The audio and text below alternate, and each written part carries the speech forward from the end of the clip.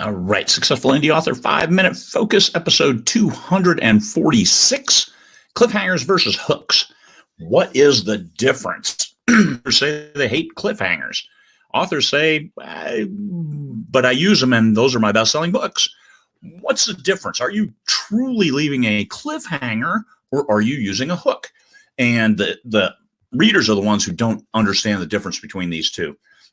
A cliffhanger, all of these go to the main plot. A cliffhanger leaves the main plot unresolved. Lord of the Rings, those are cliffhangers. It's one massive book, but Frodo does not get the ring to the volcano at the end of the first book or the second book.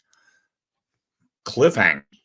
You don't think of them that way, but you have to read it as the trilogy. You can't just read the first book and say, oh, I'm satisfied. No, you're not satisfied at all because they didn't win yet. So that is a cliffhanger, but he wrote that as one book, but it's a massive tome, so had to cut it up. And so all three books released at the same time. No there's any problem because you buy the trilogy and you read all three books back to back to back. A hook, this is where the main plot is resolved.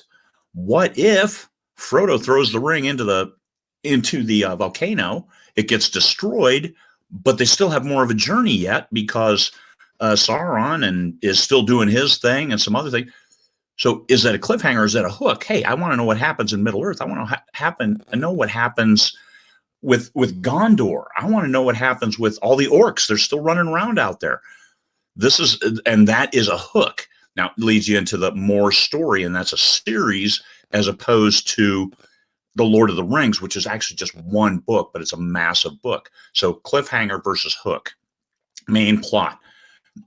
A hook are those side plots that are interesting that keeps the readers reading.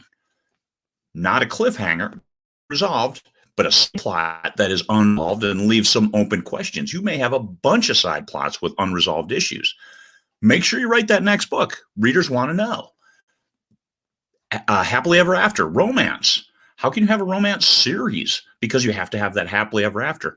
Because of side plots, because of hooks leading into the next book. Hey, what's going to happen in this next phase? What's going to happen with kids? What's going to happen with the best friend who met somebody at the wedding? I mean, what goes on? Readers love that. When they get into your world, they want to know more about it. This is why Star Wars versus Star Trek, the new Star Wars, why are they so bad? Oh my God.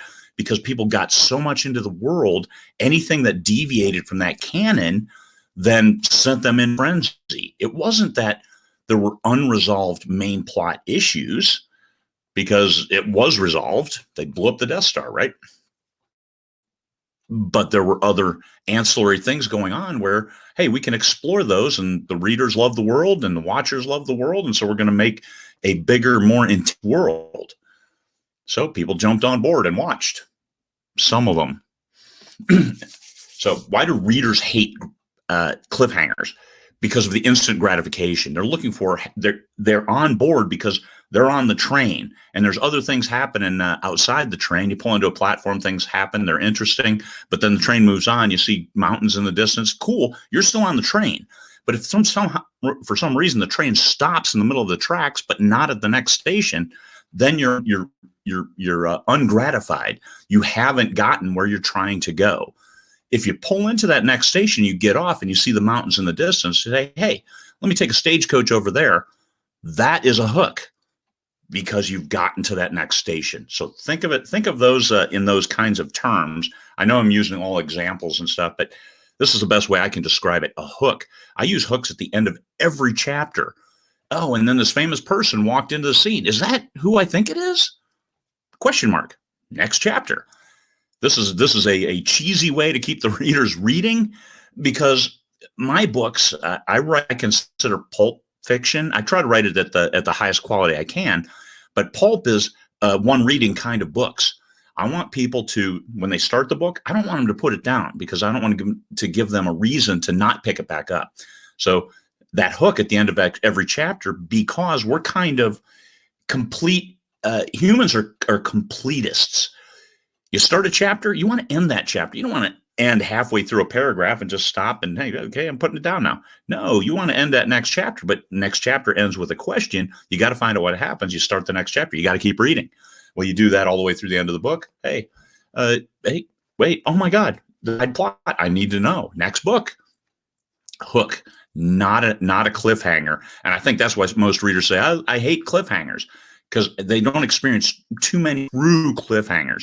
Because nobody's going to rail on Lord of the Rings for saying, oh my God, he used cliffhangers. Yes, kind of. It's just for packaging. Books are immense, right? So keep in mind, people like hooks. People love hooks because it keeps them reading. And there's interesting stuff, but they still got to that next station, got off the train, and then looked where else to go. That's the difference between cliffhangers and hooks.